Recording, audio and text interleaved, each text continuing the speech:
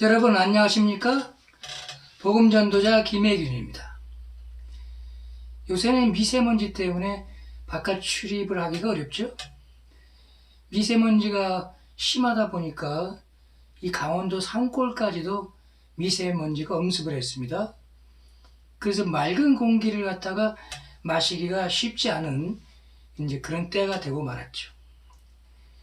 그래도 살아야 할 사람은 살아야죠. 미세먼지 때문에 어떤 행동을 하기가 어렵다 이런 얘기는 있을 수가 없죠. 어쨌든 살아나가야 합니다. 활동을 해야 되고 호흡을 해야 됩니다. 굉장히 환경적으로 어려운 상황에 처해 있죠. 제 옆에는 사실은 산이 있습니다. 내가 있는 이곳 옆에는 큰 산은 아니더라도 동산 비슷한 게 있습니다. 여러분, 우리가 태산줄령이란 말을 많이 쓰죠.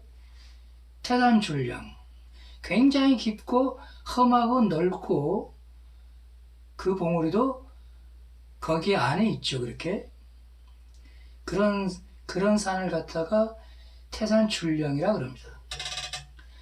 근데요, 태산줄령 위에 그 배후에 또 다른 거대한 태산줄령이 있다고 합니다. 그게 바로 러시아의 작가 톨스토이의 얘기입니다. 어떤 사람, 어떤 작가를 두고 한 얘기죠. 우리가 지난 시간에 이미 얘기를 했습니다. 그 사람이 바로 도스토옙스키라는 사람입니다. 우리가 죄와 벌이라고 하는 비교적 대중적인 소설을 지난 시간에 얘기를 했죠. 근데 오늘은 그 사람의 대표작인 까라마조프가 형제 이 작품을 한번 생각을 해볼 시간을 가지려고 합니다. 여러분, 까라마조프가 형제는 그 내용이 굉장히 방대합니다. 그 소설 안에 액자식으로 많은 얘기들이 나옵니다. 그러니까 소설을 읽다가 또 다른 소설이 그 안에 끼어 있으니까 그거를 읽을 수밖에 없게 되는 거죠. 그만큼 그 스케일이 방대하다는 겁니다. 근데 우리가 생각하는 대하소설이라는 것이 있죠.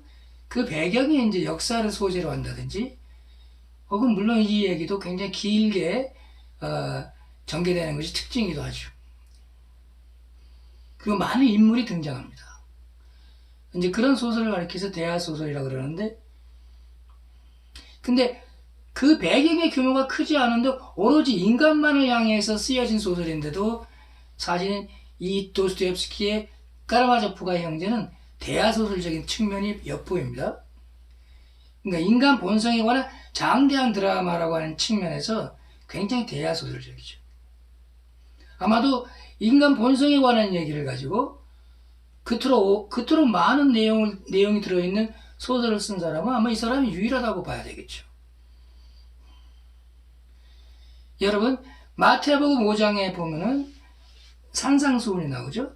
예수께서 예수를 따른 사람들을 향해서 산에서 설교를 하시는 장면입니다. 그 내용은 우리가 다 알고 있는 거죠. 심령이 가난한 자는 복이 있나니 천국이 저희 것이요. 애통해하는 자는 복이 있나니 저희가 위로를 받을 것이요. 온유한 자는 복이 있나니 저희가 땅을 기업으로 받을 것이요. 의에 줄이고 목마른 자는 복이 있나니 저희가 배부름을 받을 것이요. 긍휼히 여기는 자는 복이 있나니 저희가 긍휼히 여김을 받을 것이요. 마음이 청결한 자는 복이 있나니 저희가 뭡니까? 하나님을 볼 것이오지. 예. 또 화평케 하는 자는 복이 있나니 저희가 하나님의 아들들이라 불림을 받을 것이요. 의를 위하여 핍박을 받는 자는 복이 있나니 천국이 저희 것이다. 이런 내용이 있습니다. 흔히 하는 말로 8가지 복이라고 합니다. 우리가 흔히 말하는 복하고는 좀 다르죠. 우리가 흔히 말하는 복은 세상적인 복인데 돈을 많이 벌고 건강이 좋고 또 명예스러워지고 이런 것입니다. 예수께서 주시는 복은 그런 건 아니죠. 여러분, 도스토옙스키는 가난한 사람으로부터 실제로 그 작품이 출발했습니다. 첫 작품이 가난한 사람들. 그리고 맨 마지막이 바로 오늘 얘기하려고 하는 까라마조프가의 형제들입니다. 그 얘기는 하나님의 나라가 주제입니다. 그러니까 처음부터 끝이 산상수훈에 일치하는 내용이 바로 까라마조프가의 형제라고 볼 수가 있죠. 여러분, 톨스토이가 그 배후에는 거대한 태산 줄령이 또 있다고 했을 때 또 이런 말을 했습니다. 이 세상에 있는 모든 작가의 책들은 다 자기 작품을 포함해서 다 불질러도 좋다고 그렇게 얘기를 했죠. 그러나 도스토옙스키의 소설은 불을 질러서는 안 된다 이렇게 얘기를 했습니다. 왜 그런 얘기를 했을까요? 단순히 도스토옙스키의 작품이 너무 위대하기 때문에 그랬을까요? 아니죠. 그렇지는 않습니다. 작가라고 하는 것이 다 개성이 있는데 뭐 그걸 수평적으로 비교할 수는 없죠. 그 얘기는 왜 그런 얘기를 하냐면은 이 성경에 나와 있는 주제만을 가지고 소설을 쓴 유일한 작가이기 때문에 그런 얘기를 하는 겁니다.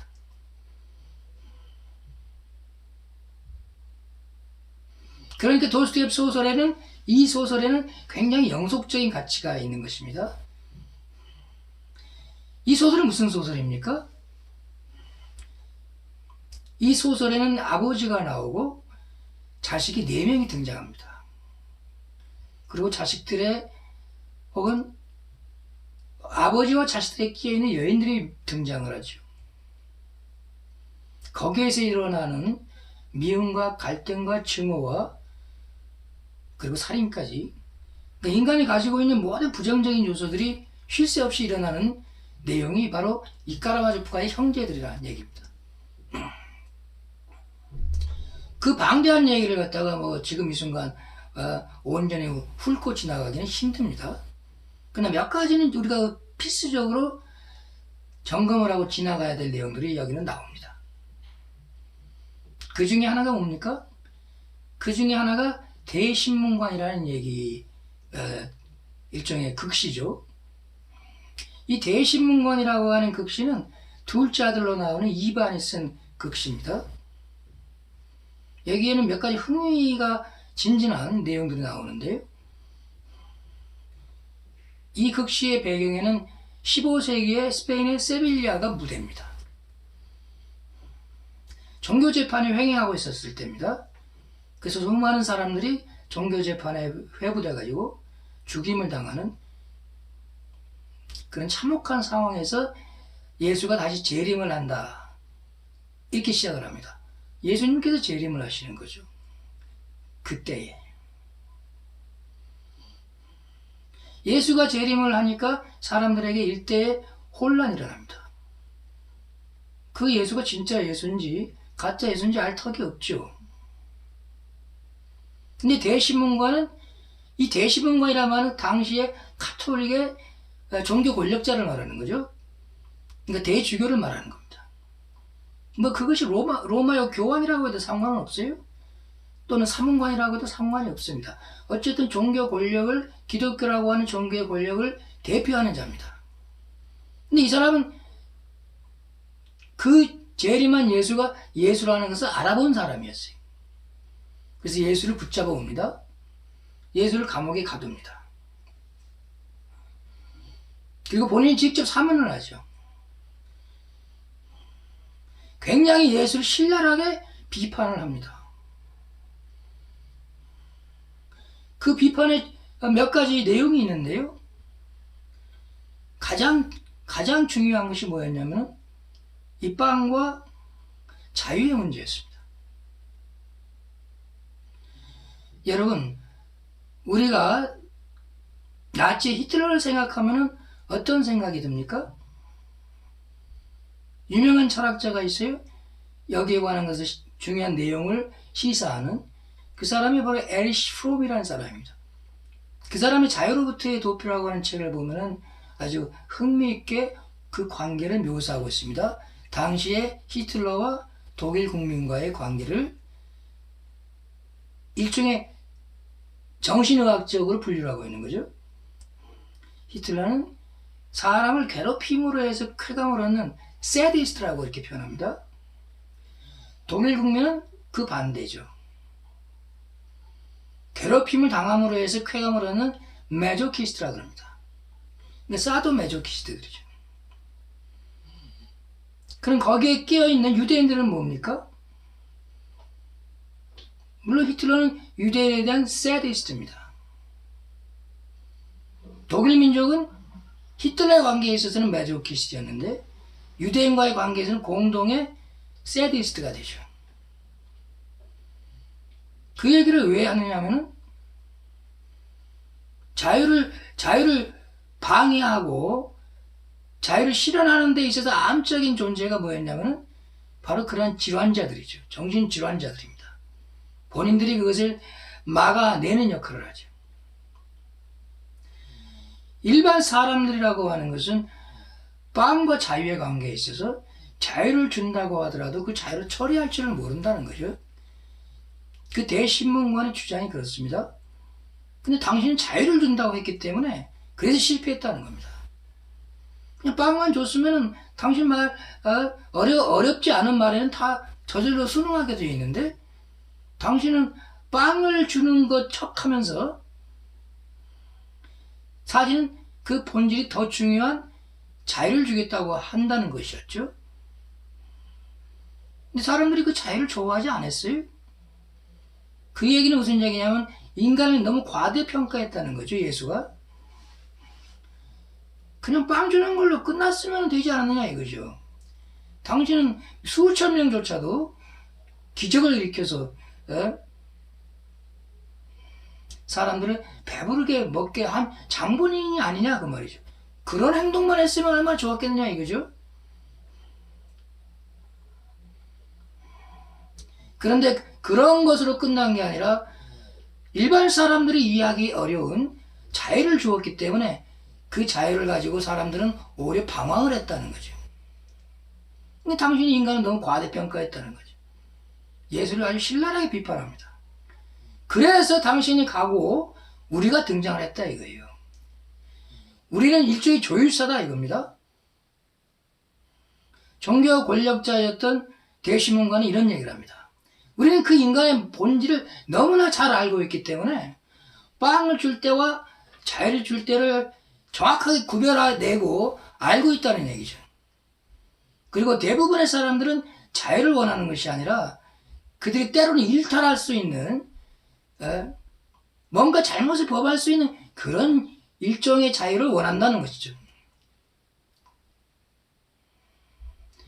그러니까 그 두 가지를 가지고 빵과 자유를 적당히 조절하면서 우리가 잘 다스리고 있는데 왜 당신이 또 왔느냐 이렇게 항의하는 거죠. 물론 이 작품에서는 다른 얘기도 많이 나옵니다. 그 극시 대시문관이라는 극시에서는 보다 더 많은 내용들이 있어요. 상당히 어려운 내용들이 있습니다. 종교 철학자인 베르자예프가 니콜라이 베르자예프라고 하는 유명한 종교 철학자가 있는데 사실 그 내용만 가지고 해설을 잘했다고 해서 전 세계적으로 지명도가 높아진 그런 철학자였습니다. 그러니까 이 대시문관이라고 하는 주제가 굉장히 어렵거든 미묘한 주제라고 하는 것을 알 수가 있죠. 근데 그것을 쉽게 얘기하면 바로 제가 얘기한 것 같은 그런 문제였습니다. 인간은 너무 과대평가를 해서 당신은 당신을 믿게 하는데 함에 있어서 굉장히 많은 혼동을 초래했다는 것입니다. 그 말이 사실은 뭐 틀린 말은 아니죠. 왜냐하면 예수를 믿는다고 하는 사람들이 이해하지 못할 그런 행동을 많이 했어요. 예수를 제대로 이해했다고 하면 또한 깨달았다고 하면 할 수 없는 일들을 많이 했습니다. 더군다나 예수의 이름으로 또 했다는 거죠. 그러니까 뭐 틀린 말은 아니죠. 여러분 대신문관은 종교 권력을 대표하는 사람입니다. 사람들은 권력자의 말을 듣기를 원하는 것이지 어떤 자기들이 이해할 수 없는 자유를 준다, 뭐 자유롭게 해주겠다라고 하는 그런 사람의 말을 이해하기 힘듭니다. 또 받아들이지를 않죠. 사람들은 권력자가 자기들을 괴롭히는 것을 인식을 하는 사람도 있지만 그것을 오히려 당하다고 여기는 사람도 많이 있습니다. 사실 그런 사람들이 더 많죠. 내가 자유롭게 해줄 테니까 네가 하고 싶은 일을 해라 하면 사람들 우왕좌왕합니다. 결국엔 자유를 반납을 하게 되죠. 당신이 해야 될 일을 나한테 일러주라. 그러면 내가 해 나가겠다. 이렇게 말하는 사람들이 의외로 많죠. 사실 굉장히 많습니다. 그리고 종교를 갖다가 대표해서 권력을 지니고 있는 사람들은 당연히 바로 그런 원리에 의해서 사람들을 지배하게 되어 있습니다. 예수하고는 반대죠, 사실. 그렇다고 해서 예수가 전했던 복음이 굉장히 어려웠던 것은 아니죠. 어려운 거하고 거리가 멉니다, 사실은. 근데 왜 그런 문제가 나올까요? 왜 복음을 정확하게 이해하지를 못하고 또 이해했다 하더라도 왜 행동은 그것과는 반대가 나오는 것입니까? 이것이 인간에게 악한 본성이 있다는 거죠. 여러분, 이 소설에는 그 악한 본성을 예표하는 네 사람의 형제가 등장합니다. 첫째는 드미트리라는 사람이죠. 아마 이런 사람의 경우는 우리 주위에서 흔히 볼 수 있는 경우입니다. 굉장히 정열적인 사람입니다. 그리고 방탕하게 이를 데 없습니다. 방종하게 이를 데 없어요. 그 술을 좋아하고 정념이 불탑니다. 근데 아버지가 그러한 사람이었어, 사실은. 아버지가 호세칸이었고 굉장히 비윤리적인 행동을 많이 하고 도저히 존경하고 싶어도 존경하기는커녕 사람으로서 취급하기도 쉽지 않은 그런 아버지가 바로 그들의 아버지였습니다. 형제들이 그 아버지를 경멸했다고 하는 것은 당연한 얘기죠. 두 번째 아들인 이반이라는 사람은 지성적인 사람을 대표하죠. 그는 지성적인 측면에서 아버지를 경멸했던 사람입니다. 어떻게 저런 식의 생각밖에는 못하는 사람인가 해서 아버지를 철저히 혐오를 했죠. 그러다 보니까 이 사람은 위험한 생각을 하게 됩니다.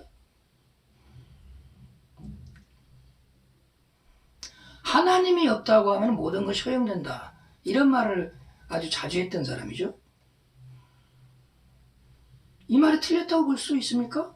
하나님이 없다고 하면은 사실 뭐 살인을 하든 뭐 어디 가서 간음을 하든 무슨 짓을 해도 뭐 별 의미가 없어요, 사실은. 누가 그거를 벌할 사람이 있는 것도 아니고 궁극적으로 그렇다는 얘기죠.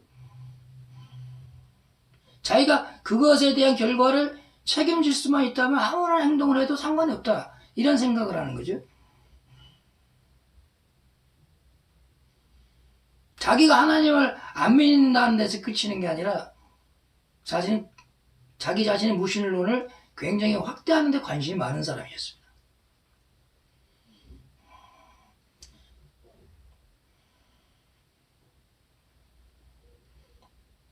세 번째가 알료샤라는 사람이죠. 이 사람은 종교적 선함을 가지고 있던 사람이에요. 또 수도사로 나오기도 합니다. 이 사람은 정신적인 일종의 지주 역할을 했던 조시마 장로에 의해서 그 종교의 껍질이 깨지는 사람이었죠. 그 사람이 나중에 맨 마지막에 결국엔 복음을 향해서 어디인지 모를 길을 정처 없이 갑니다. 종교적인 사람이었을 때는 이 사람이 수도원에 있었죠. 수도원에 갇혀 있었죠. 흔히 그 당시 수도사들이 했던 것처럼 그런 수준에 머물러 있었죠. 이 모든 사건이 종결점을 향해 가고 있었을 때에 마지막에 이 사람은 비로소 복음을 전하기 위한 그리스도 예수를 전하기 위한 장정을 출발하기 시작합니다.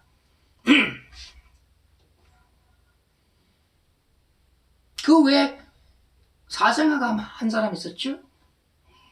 그 사람이 스메르차코프라는 사람이죠.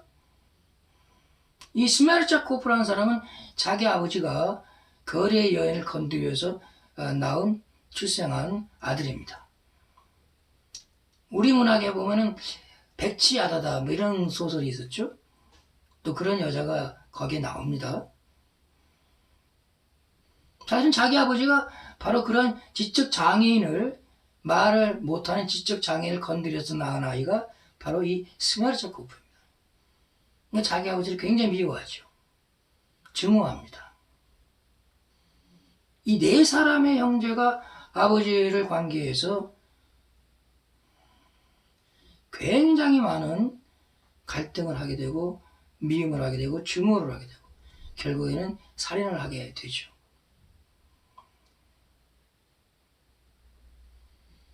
그러니까 인간 본성이 장대한 드라마라는 얘기가 틀린 얘기는 아니죠. 그리고 놀라울 정도입니다. 단지 인간의 캐릭터만 가지고 혹은 마음만을 가지고 그토록 길게 소설을 쓸 수 있다는 것은 너무나 놀라운 것이죠. 사실은 그런 내용의 소설은 이 사람 외에는 다른 작가에게는 찾아볼 수가 없는 것이죠.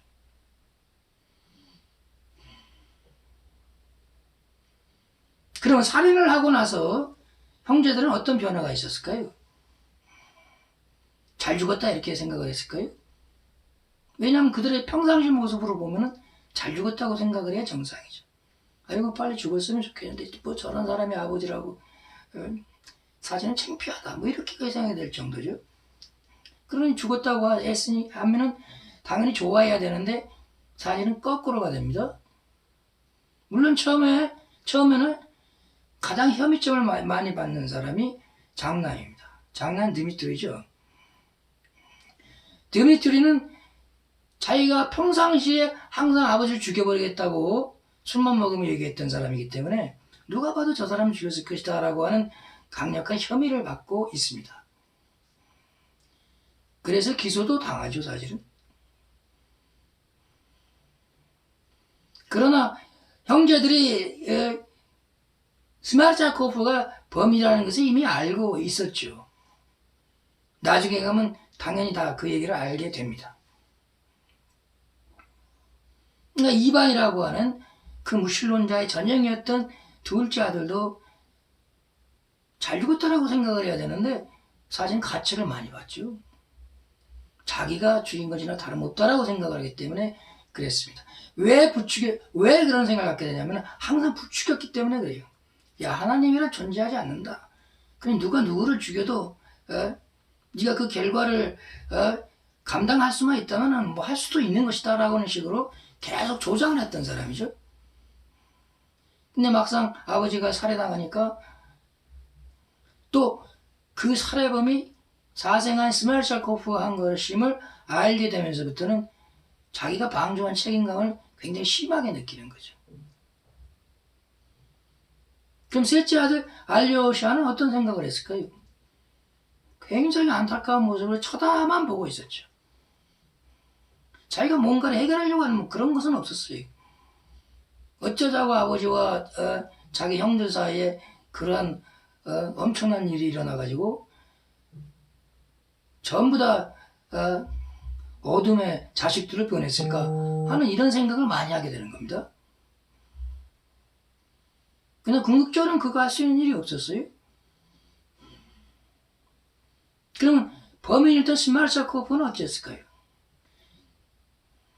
그가 가장 영향을 많이 받았던 둘째 아들이 흔들리는 모습을 보면서 이 사람도 덩달아 흔들리게 됩니다. 왜냐하면 정신적인 지주가 흔들리니까 본인 자신도 흔들릴 수밖에 없죠. 그래서 자살하고 말죠. 결국엔 자살하고 맙니다. 자살을 하니까 더하죠, 이제. 더 많은 격렬함이 일어납니다. 두 아들 사이에서 격렬한 가책과 후회가 일어나는 겁니다. 이제는 혐의점을 가장 많이 받고 있었던 장남이 자기가 범인이다라고 오히려 공개적으로 실토를 하면서 범인자 역할을 합니다. 둘째 아들 이반도 똑같았어요. 자기가 범인이라 그럽니다. 아버지를 죽이게 된 모든 책임은 자기가 져야 한다고 이렇게 생각했기 때문이죠. 셋째 아들 알료샤는 여전히 그를 안타까운 모습으로 쳐다볼 수밖에 없었죠.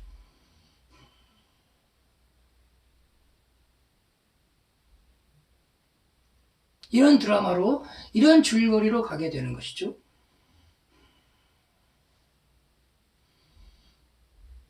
뭐 많은 얘기를 할 수는 없지만 그래도 또 불가피하게 해야 될 얘기가 하나 있습니다.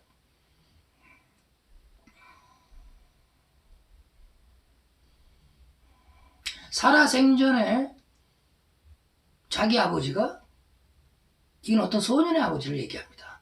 어떤 소년의 아버지가 정열제기였던 드미트리한테 폭행을 당하는 그런 사건이 하나 있었습니다. 그래서 그 소년이 지나가는 알료샤에게 돌을 던지는 사건이 일어나죠. 물론 알료샤가 거기에 대해서 어떤 조치를 취하고 이런 건 없습니다. 그러나 알료샤가 나중에 그 학생이 다니는 초등학교를 방문했을 때 돌을 던졌던 그 소년은 왕따를 당해가지고 굉장히 외롭게 생활을 하고 있었습니다. 이 소년의 가정 배경을 보면은 우리가 지난 시간에 얘기한 죄와벌에 나오는 소녀의 가정 환경과 아주 비슷합니다. 아버지는 알코올 중독자, 어머니는 질환자, 정신질환자, 누나는 불구자, 이런 식으로 비슷한 어렵고도 비참한 상황에 놓여 있죠. 그러니까 소년은 사실은 혼자 살아갈 수밖에 없는 그런 외로운 학생이었어요. 이제 설상가상으로 다른 친구들에 의해서 따돌림을 당하던 이 소년에게 더 큰 불행이 닥칩니다. 왜냐하면 그동안에는 이 초등학교 학생 중에 조숙한 소년이 그 소년을 보호하는 역할을 했었어요. 그러니까 나이가 든 상태에서 학교를 간 어떤 조숙한 소년이 그 소년을 보호하는 역할을 자임을 했었습니다.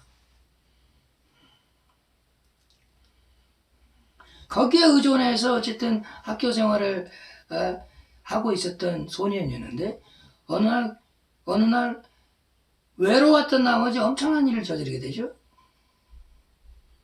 그 소년의 세계에 봤을 때는 굉장히 엄청난 일입니다. 즉 혼자 있기가 심심하다 보니까 자기가 기르는 개의 먹이에다가 빵에다가 큰 침을 갖다가 넣어서 개한테 줍니다. 개가 그걸 먹다가 당연히 그 큰 침이 걸렸겠죠, 목구멍에. 그러니까 괴로워하면서 집을 나가버립니다. 그러니 소년이 충격을 받습니다. 그런 일을 예상을 못했을까요? 예상을 하기는 했겠죠. 그런데 그 개가 얼마나 괴로워할 것인가 하는 것에 대한 실감은 없었다고 봐야죠. 우리도 옛날에 아파트 옥상에서 애들이 뿅아리를 던진다든지 강아지를 던져서 그러면 어떤 결과가 나올 것인가 하고 그런 철딱선이 없는 그런 놀이를 한 애들에 대한 보도가 있었죠. 그런 거하고 비슷하다고 봐야 되겠죠. 개는 돌아오지를 않죠. 죽었든지 아니면 다른 데로 갔든지 아니면 침이 목구멍에 걸려있는 상태에서 사는 데까지 살았든지 여러 가지가 있을 수 있지만은 어쨌든 돌아오지는 않았습니다. 그러니까 소년이 괴로워지는 거죠. 이제 그때는 장난으로 했는데 돌아오지 않는 개를 보고 이제 그 무게의 실감이 느껴지는 거죠. 그래서 그 조숙한 소년에게 그 얘기를 합니다. 뭔가 위로를 받으려고 했겠죠. 근데 조숙한 소년이 엄청나게 화를 냅니다. 쉽게 말해 너는 보호받을 가치가 전혀 없는 애다 말이에요. 어떻게 아이가 그런 식의 행동을 할 수가 있느냐 말이에요. 아주 신랄하게 욕을 하고 비판을 합니다. 비난을 하는 거죠. 이제 소년은 완벽하게 고립되어 있는 상황이 된 거죠. 그동안에는 이 조숙한 소년의 도움을 받아서 학교 생활을 부주했는데 이제는 그럴 가능성도 없어져 버린 거죠. 그야말로 소년의 입장에서는 한계 상황에 직면해 있는 겁니다. 그러다 보니까 슬슬 앓기 시작합니다. 그 병에 들죠. 그리고 건강이 걷잡을 수 없이 무너지면서 이 소년이 죽기 일부 직전까지 가게 됩니다. 그때 이 알료샤가 그 얘기를 듣죠. 소년이 굉장히 험악한 상황까지 가 있다는 것을 알료샤가 알고 그 소년을 위해서 무슨 일을 할 것인가를 생각을 했습니다. 그래서 조숙한 소년을 만나죠. 조숙한 소년을 만나서 야, 네가 한때 보호해주고 그 아이를 위한 마음이 많았었는데 그 아이가 지금 죽기 일보 직전에 있다. 네가 마음을 돌이켜서 다른 친구들과 같이 걔를 좀 문안을 했으면 좋겠다. 이렇게 얘기를 합니다. 근데 이 조숙한 소년이 알료샤를 굉장히 좋아했어요. 알료샤가 평화적인 이미지를 가졌기 때문에 그랬겠죠. 또 혹은 수도사의 이미지를 가지고 있었기 때문에 그런 이미지를 좋아했었다는 얘기입니다. 그래서 많은 학생들을 설득을 해서 집단으로 위문을 하게 되죠. 그야말로 생사를 헤매고 있던 소년에게는 그 친구들과의 관계에 있어서 굉장히 절망적이었던 상황 속에서 병이 일어난 거 아닙니까? 그 친구들이 와줬다라고는 사실 하나만으로도 소년의 짐이 굉장히 가벼워졌겠죠. 사실은 소년들과 그 소년의 극적인 화해가 이루어지는 장면이라고 봐야죠. 그래서 뭔가 표현하지 못할 감동이 일어나게 됩니다. 소년들 사이에서 그런 감동이 일어나게 됐다, 그 얘기를 하는 겁니다. 마침내 소년이 죽게 됩니다. 정상적인 사람들이 없다 보니까 소년의 장례를 치르기가 굉장히 어려웠죠. 그래서 소년들이 장례를 치러줍니다. 예컨대 초등학생들 친구장이라고 봐야죠. 물론 운구도 소년들이 다 하죠. 관을 소년들이 들고 가면서 알코올 중독자였던 아버지는 굉장히 슬퍼하죠. 여러분, 러시아 사람들의 기질은 굉장히 극단적이라고 하죠. 화가 나면 개를 갖다가 심하게 폭행을 해서 개들이 굉장히 괴로워합니다. 나중에 이제 그걸 실수라는 것을 깨닫게 되면은 지나칠 정도로 이제 또 용서해달라 그럽니다. 즉 개한테 용서해달라고 그렇게 비는 거죠. 때릴 때는 언제고 또 비는 것은 또 뭡니까? 그러니까 하늘과 땅의 차이가 난다고 해서 극단적이라는 표현을 하는 거죠. 이 알코올 중독자였던 아버지가 그럽니다. 평상시에는 아들에게 신경도 안 쓰는 사람이었는데 그야말로 지나칠 정도로 애도를 표시합니다. 그리고 굉장히 슬퍼합니다. 그런 것을 묘사하는 구석이 딱 하나 있죠. 그 장면이 인상적인데요. 어딘가서 빵을 가져와가지고 빵가루를 계속 뿌리고 다닙니다. 그러니까 소년들이 질문을 하죠. 왜 그러시냐고? 자기 죽은 아들이 외롭지 말라고. 그 빵 조각을 보고서 새들이 몰려들어서 내 아들이 외롭지 않지 않겠느냐. 이렇게 얘기를 합니다. 그러니까 슬퍼하는 사람이, 경황이 없이 슬퍼하는 사람이 그런 얘기를 하니까 소년들이 숙연해지죠. 여러분, 이 작품의 맨 끝이 이런 얘기로 나옵니다. 사실상 이 까라마조프가의 형제들이 어떤 주제를 내걸고 있는가에 대해서 굉장히 극적인 설명을 하는 장면이죠. 장례식을 마친 다음에 알료샤가 일종의 설교를 합니다. 소년들을 상대로 해서. 물론 전반부는 소년과의 관계들을 다 얘기를 하죠. 소년들이 관계했던 소년의 그 실제를 설명해 줍니다. 또 자기에 관한 얘기도 하죠. 근데 소년들을 감동시킨 유일한 대목이 하나 나옵니다. 즉 하나님의 나라에서 우리는 서로 만나게 되어 있다, 이런 얘기를 합니다. 우리는 이별을 한 것이 아니라 재회를 위해서 먼저 보낸 것일 뿐이다, 이렇게 얘기를 합니다. 다른 말로 얘기하면 쉽게 얘기해서 그리스도 안에서는 언제든지 만나게 된다, 이런 얘기를 하는 거죠. 그게 바로 하나님 나라죠. 하나님 나라에서는 죽음이 있을 수가 없죠. 그러니 당연히 만나게 되어 있습니다. 이 말이 감격을 하는 거죠, 소년들이. 즉 알료샤가 하나님의 나라를 선포를 했는데 거기에 나타난 반응이 굉장히 열광적이었다는 얘기입니다. 즉 복음을 전한 거죠, 사실은. 소년들의 입장에서는 그것이 복음이다, 뭐 이런 것을 갖다가 명시하고 이렇게 하지 않는다 할지라도 알료샤의 입장에서는 복음을 전한 겁니다. 그리스도를 전한 거죠. 그리고 거기에 열광을 했고 감격했고 감동했습니다. 이 복잡한 이 소설에 그 많은 내용에 불구하고 일종의 동화 같은 우화를 마지막에 넣은 것은 왜 그랬을까요? 사실은 그 얘기를 하고 싶어서 이 소설을 썼기 때문에 그래요. 인간성 자체는 굉장히 복잡하고 다기하기 이를 데 없습니다.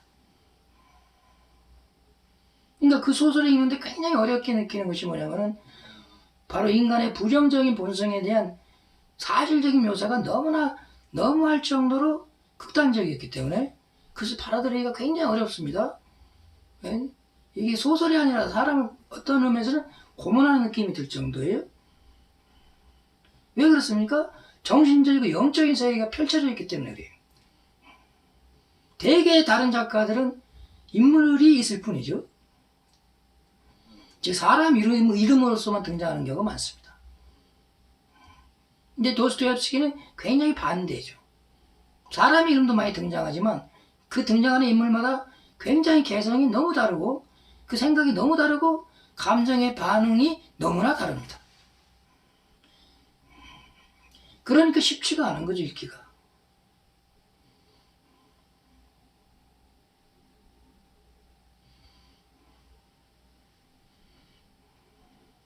근데요, 이 까라마조프가의 형제들은 그 소설을 읽는 순간에, 물론 제대로 읽는다는 얘기를 전제로 하는 겁니다. 그 소설을 끝마치고 읽는 순간에 정신적으로 엄청난 성장을 하고 있다는 것을 독자들이 느끼는 거죠. 굉장히 어려웠던 과정을 거쳐서 읽는 것에 반해서 일단 그 독서를 끝내고 나면은 괜히 다른 세계에 자기가 와 있는 것처럼 느낀다고 합니다. 그 말은 사실입니다. 저도 그랬으니까. 저도 며칠 침식을 잃을 정도로 열정을 했었습니다. 그게 꽤 오래전의 얘기입니다. 학창시절의 얘기니까 굉장히 오래된 얘기죠.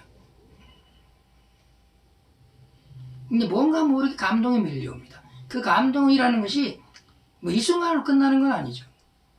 사실 평생에 걸쳐서 그게 남아있어요. 목사들의 설교를 뭐 수천 번, 수만 번 듣는 것보다도 이 소설 하나를 읽는 것이 예수님의 실체와 하나님의 나라를 깨닫게 하는데 큰 도움이 됩니다. 그러니까 믿음의 위대한 스승이죠. 이 작가의, 지난 시간에도 얘기했지만 이 작가의 삶의 내용을 보면 형편없을 수밖에 없어요. 왜 그렇습니까? 일생 도박과 빚과 간질병에 시달린 이 사람의 인생이 뭐 그렇게 내놓을 만한 그런 것은 아니죠. 그는 자기 자신에게 굉장히 많은 죄를 지었던 사람입니다. 절제가 없었어요. 우리도 뭐 제가 지금 도박장 있는 강원랜드 근처에 저는 사는데요. 도박자를 사람들이 뭐 사람으로 인정을 합니까? 그러니까 스스로가 고립될 수밖에 없죠. 도박에 극단적으로 빠져 있는 사람들은 항상 한계 상황 속에서 사는 사람이 됩니다. 즉 자살과 생의 한가운데에서 자기가 완전히 무너지게 됐을 때 결국 자살할 수밖에 없다는 것을 이미 알고 있는 사람이죠. 도스토옙스키가 스스로 자기는 한계까지 간다 이런 얘기를 많이 했지만 도박에서는 장사가 없는 것이죠. 도박으로 인해서 그는 빚쟁이로 일생 동안 살았어요. 심지어는 자기 작품을 갖다가 선입금을 받고 팔아넘기는 그런 정도였습니다.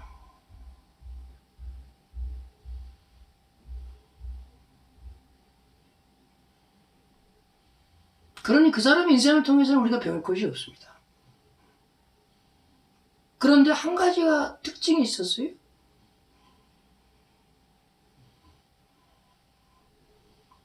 그런 한계상황 속에 있는 사람으로서 오히려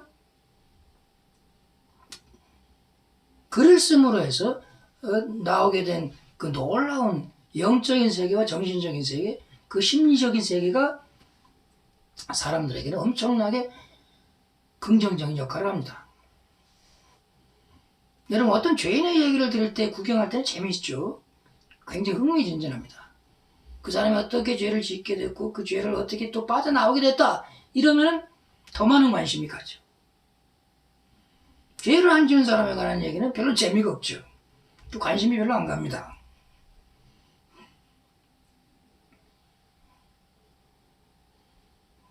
왜냐하면 죄라고 하는 것은 인간의 본성 자체이기 때문에 그래요. 우리의 본성은요, 죄를 범하기 쉬운 본성입니다. 또 그 죄에 굉장히 취약합니다.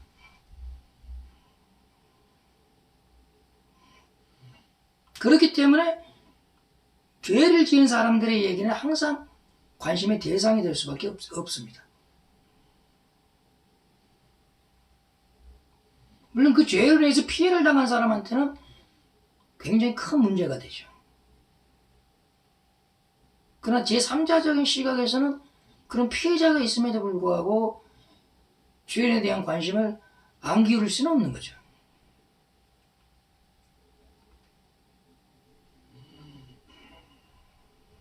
여러분 도스토옙스키에게는 이러한 얘기도 따릅니다. 우리가 잘 아는 얘기처럼 이 사람은 젊은 시절에는 공상적 사회주의에 관심이 많았던 사람입니다. 그로 인해서 붙잡혀가지고 사형을 언도받기까지 했습니다.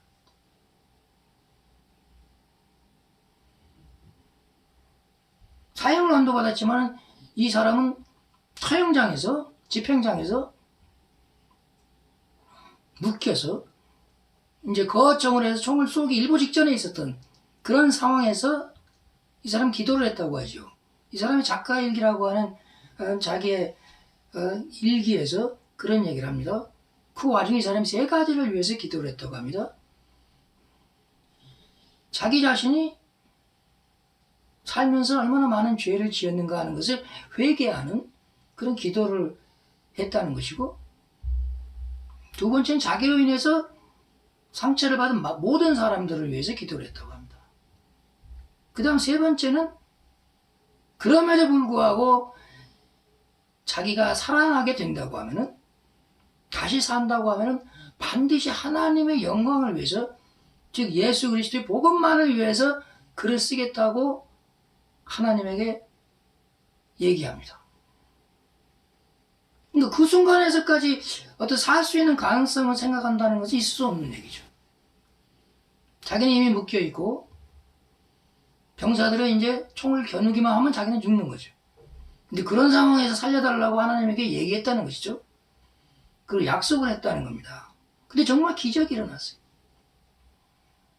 황제의 특사 명령을 가지고 기병이 도착을 한 겁니다. 황제가 사형을 면제를 했습니다. 감형을 했다는 거죠. 그래서 극적으로 살아나게 됩니다. 이 감옥 생활 속에서 이 사람은 흔히 말하는 정치범에게는 성경 외에는 다른 책을 반입을 할 수 없게 되어 있다 그럽니다. 그러니까 성경만을 가지고 감옥살이 하는 그 동안에 성경만 줄기차게 읽은 거죠. 유일한 책이 성경밖에 없었기 때문에 그렇습니다.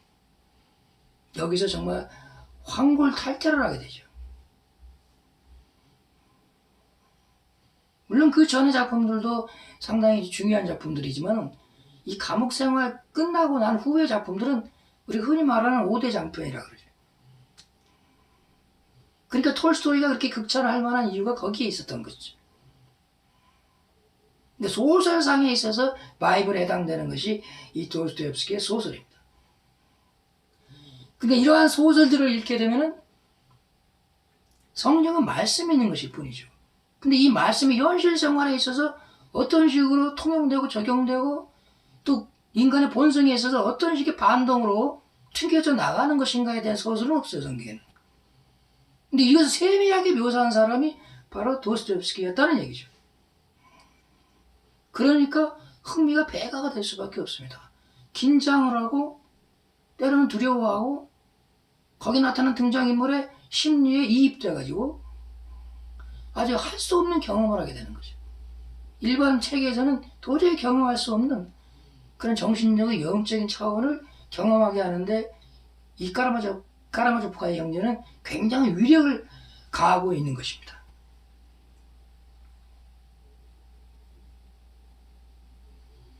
여러분 이 소설을 아까도 제가 말씀드렸죠. 이 소설의 끝은 알료샤가 그 초등학생들과의 관계를 마치고 어디론가 가는 것이죠. 도스토옙스키가 흔히 잘하는 얘기로 말하면 어떤 새로운 것을 향해서 또 다른 여정을 가는 것입니다. 우리는 그것을 모르죠. 근데 우리가 짐작은 할 수 있습니다. 알료샤가 이제는 드디어 복음을 위한 순례자가 되는 것이구나 하는 걸 우리가 알 수 있습니다. 즉 전도자가 되는 것이죠. 그런 것을 어렵지 않게 짐작을 할 수가 있습니다. 그 많은 사건과 갈등과 미움과 증오를 뒤로하고 다들 자기의 갈 길을 가게 되는 것인데 두 형제도 자기 나름의 십자가를 지고 가게 되죠. 그러니까 그리스도 예수 안에서 그 소설의 직접적인 묘사는 없지만 일종의 하나가 되는 까라마조프가의 형제는 그 친부하고 엮였을 때는 굉장히 악마적 본성들이 드러나는 그런 얘기지만은 그 사건의 결과는 그들로 하여금 살기 위해서라도 그리스도 예수 안으로 들어갈 수밖에 없는 그런 절박한 상황이 되는 것이죠.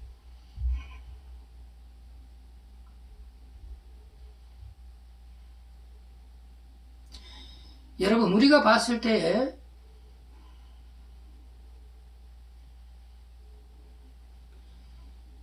그러면 도스토옙스키의 진짜 위대한 점은 뭐였을까요?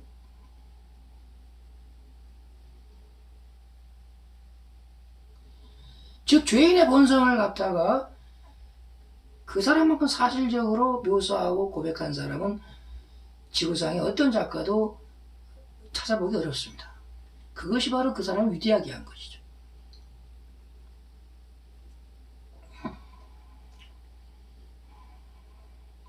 여러분 도스토옙스키는 폐병으로 죽은 사람입니다.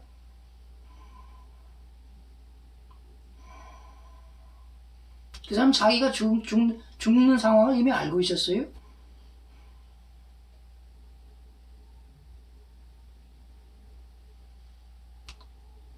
그래서 맨 마지막에 성경 구절을 읽어달라고 합니다. 여러분 그것이 뭐였을까요? 마지막에 도스토옙스키가 접한 그 성경 구절은 뭐였겠습니까? 이제 허락하라 이런 얘기입니다. 이제 허락하라. 이리하여 모든 것이 하나님의 의를 이루는 것에 합당하니라 이랬어요.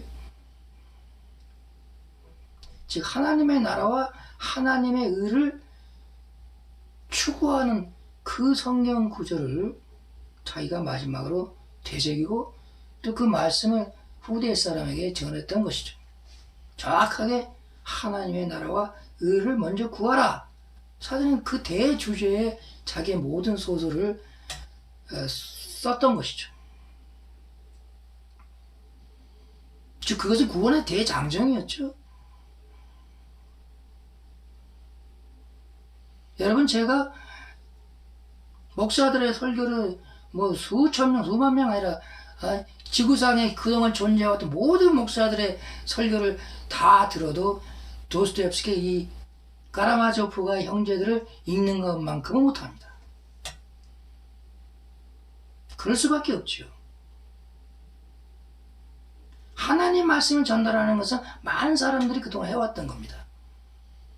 그러나 그 말씀이 인간의 본성과 어떻게 충돌하고 실제로 사는 데 있어서 어마어마한 집을 가중시킨다고 하는 것을 이 사람처럼 자세하게 묘사한 사람은 없습니다.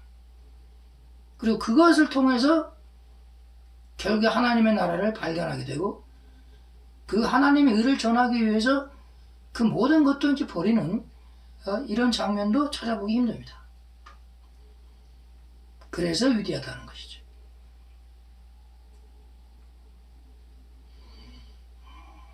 여러분 상트페테르부르크라는 거리를 알죠? 러시아의 황금 도시입니다. 러시아의 문화와 러시아 예술이 고도로 발달한 그 거리가 상트페테르부르크입니다. 거기엔 알렉산드르 네프스키 수도원이라는 곳이 있어요. 거기에 보면은 도스토옙스키의 묘가 있습니다. 동상도 있습니다. 근데 동상의 모양을 보면은 이 사람이 가장 중요하게 여겼던 것이 무엇이었는가가 그대로 밝혀집니다.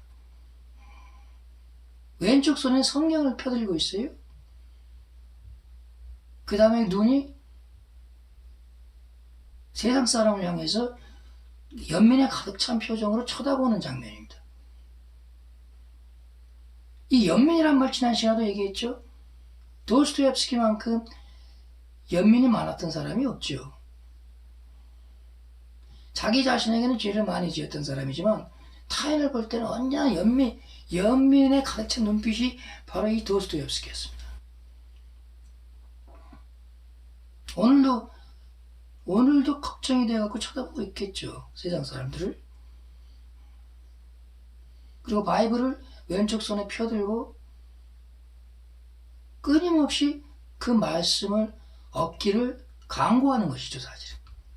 세상 사람들로 하여금. 세상 사람들이 어떻게 하죠? 하나님의 말씀을 듣고 하나님의 자녀가 되는 일만큼 중요한 것이 없다라고 하는 것을 그 동상이 보여주고 있는 것이죠.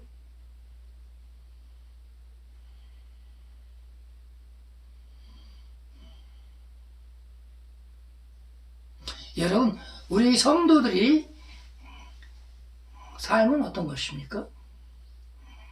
사도 바울이 그것을 극적으로 표현하고 있죠. 내가 선한 싸움을 싸웠고 달려갈 길을 마쳤고 믿음을 지켰으니 그리스도 예수의 의의 면류관이 하나님의 나라에서 기다리고 있을 것이다. 이렇게 얘기를 했죠. 근데 우리 한국교회 교회들은 별로 선한 싸움을 하는 것 같지가 않아요. 보면 그냥 교회 안에서만 생활하다가 보니까 선한 싸움을 할 겨를이 없어요. 보면 또 자기 양심과의 싸움도 별로 있는 것 같지가 않습니다.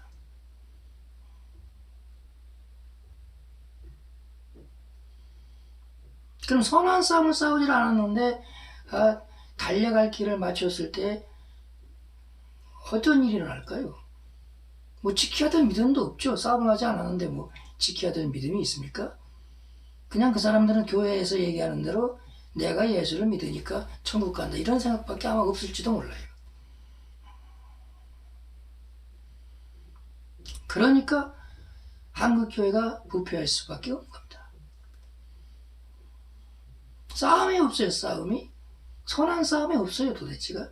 선한 싸움이 무엇이냐라고 물어봤을 때도 대답하기가 아마 쉽지 않을 겁니다. 여러분, 선한 싸움이 누구하고 하는 겁니까? 마귀하고 하는 겁니다. 또 마귀가 사조하는 세력하고도 하는 겁니다. 근데 그것을 구체적으로 알 수가 없다고 생각하는 사람들이죠. 그러다가 보니까 세상이 주는 복을 하나님이 주는 복으로 착각을 합니다. 뭐 우리 자녀가 무슨 유명한 대학에 들어갔다는 둥, 내 남편이 뭐 높은 위치에 상승했다는 둥, 또 뭐 누군가가 오래 살고 있다는 둥, 뭐 이런 식의 얘기를 복이라고 생각하는 거죠. 근데 그것이 하나님이 주는 복입니까? 그로 인해서 무슨 유익이 있습니까? 또 예수께서 그러한 얘기를 사람들에게 얘기하라는 그런 얘기를 한 적은 전혀 없어요. 근데 왜 그것을 창피하게 생각하지 않는지 우리가 알 도리가 없습니다. 예를 들어 세상 사람들의 내 자녀가 무슨 미국의 유명한 대학에 들어갔다 뭐 하면 뭐 자랑하는 거 이해할 수 있죠. 그것은 세상 사람이니까 이해할 수 있습니다. 근데 예수 믿는 사람이 그런 얘기를 하면은 야 이거 뭐 별 차이가 없네. 하나님 믿어도 뭐 똑같구만. 오히려 이런 부정적인 영향을 끼치죠. 근데 그런 사람들이 대부분이에요. 사실은 한국 교인들은 그런 사람이 대부분입니다. 입시철만 되면은 교회에서 기도하는 사람들이 많죠. 자기 자식 합격하게 해달라고. 근데 자기 자식이 합격하는 거하고 하나님의 영광하고 뭔 상관이 있습니까? 하나님 뭐 성적 순으나 혹은 유명 대학 순으로 뭐 그 사람을 뭐 위대하게 쳐다봅니까? 그런 건 아니잖아요. 전혀 상관이 없어요. 근데 왜 그런 현상이 생기냐 이 말이죠. 교회가 방조를 하는 거죠. 결국에 뭡니까? 그런 것이 있을 때마다 교회에다가 헌금을 많이 하게 하고 목사가 또 그러한 식의 관점에서 설교를 많이 합니다. 그러니까 서로가 똑같은 거죠. 그러니까 자승자박이라 그러죠. 서로가 똑같은 겁니다. 하나님의 의와 나라를 먼저 구하는 것이 아니고 사실은 우상 숭배하는 사람들처럼 바알신들이 주는 그러한 성공을 자기들이 복이라고 여기는 거죠. 그러니까 버려야 한다는 거죠. 지금의 기독교를 버려야 한다는 얘기는 다른 게 아니고 그런 것들을 다 버리라는 말하고 똑같은 겁니다. 여러분, 기독교가 없어졌다고 해서 예수가 없어지는 건 아니죠. 예수가 있었기 때문에 거기에 비리 붙어가지고 엉터리 복음을 전달하는 교회가 만연되게 됐다는 얘기입니다. 그러니까 최초의 시간, 첫 시간에 제가 말을 한 것처럼 버려야죠. 그런 것들은 다 버려야 됩니다. 우리가 영적인 사람이 되고 하나님의 나라의 확장을 위해서 진정으로 기도하는 사람이라고 하면은 그것은 저절로 버려질 수밖에 없어요. 여러분, 우리가 기도를 하는데 무슨 기도의 내용이 엄청납니까? 기도의 종류가 엄청납니까? 아까도 말한 것처럼 얼마 안 돼요. 사실 따지고 보면. 자기 자녀의 성공이나 어떤 물질적인 부를 위해서 기도를 하거나 하여간 뭔가 어려움이 없다고 하는 측면에서 기도를 많이 하죠. 그 어려움을 제거해달라고 기도를 많이 합니다. 근데 하나님의 나라 의를 이루기 위해서 내가 어떠한 어려움도 감내해겠나이다. 이렇게 기도하는 사람은 별로 본 적이 없어요. 관심사가 전혀 다르죠.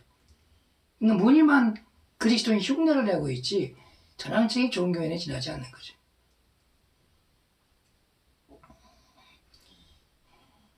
사실은 우리 자신들이 다카라마조프가 형제들에 나오는 그 형제일 수도 있습니다. 단지 그 방향이 하나님의 나라로 가는 발걸음이 되느냐, 아니면 그 진창에서 헤매다가 결국에는 자기 출생을 부정하고 하나님을 욕하는 그런 사람들이 되느냐 하는 그런 문제일 뿐이죠.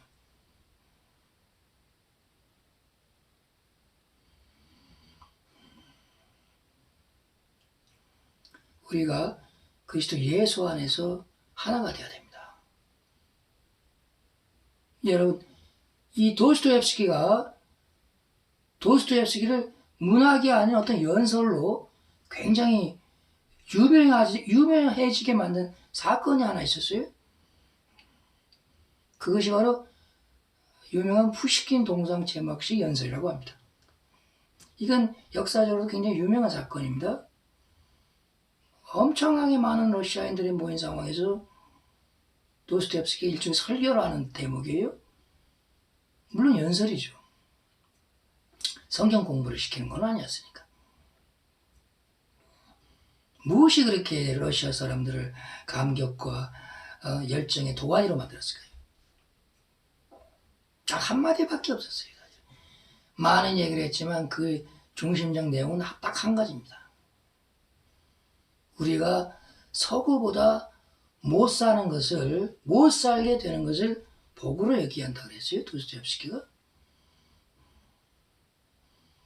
바로 그랬을 때 우리가 그리스도 예수라는 이름 하에 우리가 일치가 되고 또 전 인류가 예수 그리스도 이름 하에 일치가 되는 그런 극적인 사건이 일어난다고 했습니다. 그렇게 만들어야 될 소명이 우리 러시아인들에게 있다고 그렇게 얘기를 했죠. 어떻게 보면 쇼비니스트적인 그런 성격도 있는 것으로 보여져요. 그러나 복음에 대한 열정과 그것을 러시아인들이 해주길 바라는 간절한 소원이 거기에는 깃들여 있었기 때문에 러시아인들이 감격을 하고 감동을 했던 겁니다. 우리도 똑같습니다. 한국 국민들도 똑같죠. 한국의 그리스도인들에게 똑같아요. 우리가 복음을 전하는 이유는 그리스도 예수라는 이름 하에서 서로가 일치하고 성과 의를 이루는 그런 감격적인 역사가 일어나길 바라는 마음에서 사진을 전하는 것이죠. 그것이 또 예수의 유언이기도 했습니다.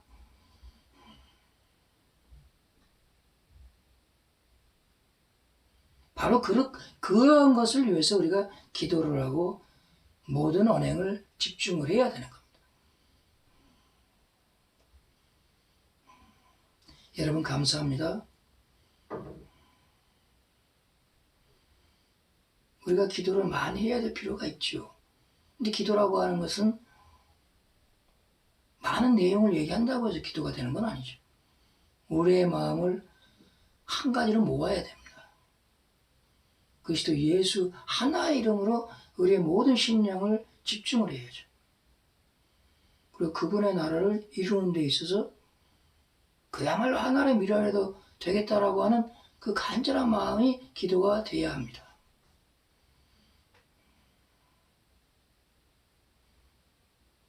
고맙습니다, 여러분. 다음 시간에 또 뵙겠습니다.